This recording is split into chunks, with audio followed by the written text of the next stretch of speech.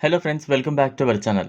China అధ్యక్షుడు Xi Jinping మరియు peoples republic of China యొక్క ఇతర నాయకులు పీపుల్స్ లిబరేషన్ ఆర్మీ సామర్థ్యాలు మరియు విశ్వసనీయతపై కొనసాగుతున్న అవినీతి ప్రభావం గురించి దాదాపు ఖచ్చితంగా ఆందోళన చెందుతున్నారని యుఎస్ ఇంటెలిజెన్స్ కమ్యూనిటీ తెలిపింది.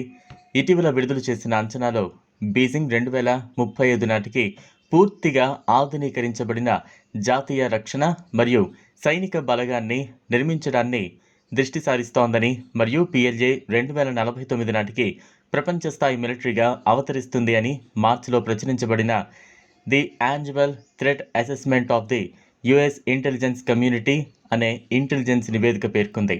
ఈలోగా చైనా కమ్యూనిస్టు పార్టీ సిసిపి పిఎల్జేని తన సార్వభౌమ ప్రాంతమని క్లెయిమ్ చేసుకునేందుకు ప్రాంతీయ వ్యవహారాలలో తన ప్రాధాన్యతను చాటుకోవడానికి మరియు ప్రపంచవ్యాప్తంగా అధికారాన్ని ప్రదర్శించడానికి పిఎల్జేను ఉపయోగించుకోవాలని భావిస్తోంది అని యుఎస్ ప్రచురించిన అంచనాను జోడించింది.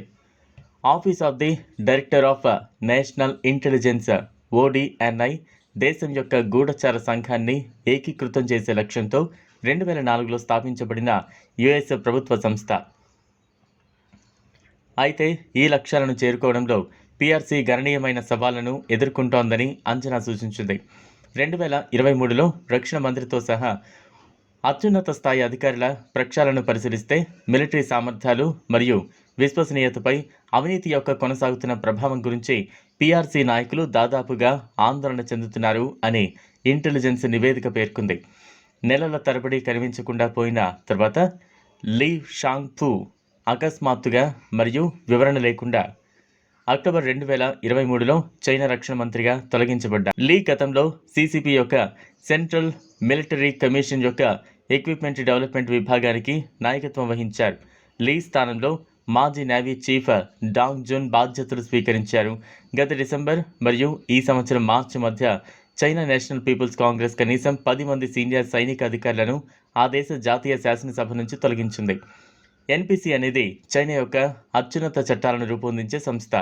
ఈ ప్రక్షాళనలో భాగంగా 3 జనరళ్లు, 5 లెఫ్టినెంట్ జనరళ్లు మరియు 2 కమాండర్లను తొలగించారని చైనా వాచర్ మరియు ఆసియా సొసైటీ పాలసీ ఇన్స్టిట్యూట్లో సీనియర్ ఫెలో అయిన లైల్ జే మోరిస్ రాశారు.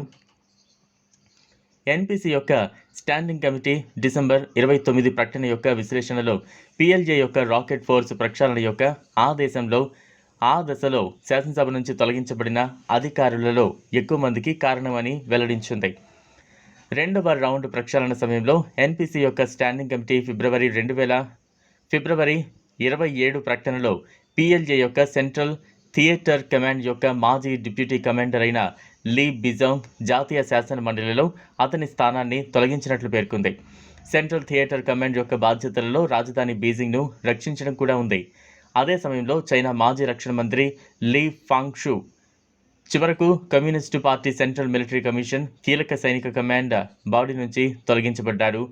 ఓడిఎన్ఐ ప్రచురించిన బెదిరింపు అంచనా ప్రకారం యుఎస్ ఐసీ బీజింగ్కు మరో ప్రధాన సైనిక సవాలుగా చైనాకు ఇటీవలి యుద్ధానుభవం లేదు అని నమ్ముతోంది. ఇది పిఎల్జే యొక్క ప్రభావాన్ని బలహీనపరుస్తోంది మరియు అధ్యక్షుడు జీ యొక్క సంఘర్షణను ప్రారంభించడానికి సుముఖతను తగ్గిస్తోంది. చూసారు కదా ఫ్రెండ్స్, ఇది వాళ్ళ వీడియో. ఈ వీడియో కనుక మీకు నచ్చినట్లయితే లైక్ చేయండి, షేర్ చేయండి, ఛానల్ను సబ్స్క్రైబ్ చేసుకోండి. థ్యాంక్స్.